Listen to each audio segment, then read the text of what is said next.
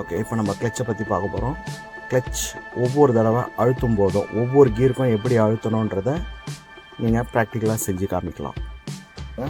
First கியருக்கு மெரிக்கும் போது வேகமாக, எடுக்கும்போது பாதி பாதியாக, அதாவது எங்கே மூவிங் வருதோ அந்த இடத்துல நிப்பாட்டணும். அவ்வளோதான், இதுக்கு மேலே எடுக்கக்கூடாது.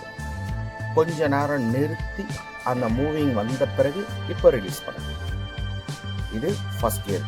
செகண்ட் கியருக்கு மெரிக்கும் போது வேகமாக, எடுக்கும்போது ஈவன் ஆகிடும்.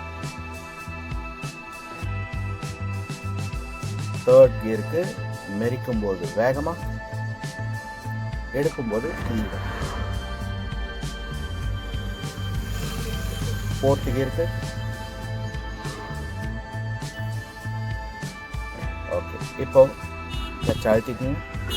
முதல்ல சீட் பெல்ட் மாட்டு.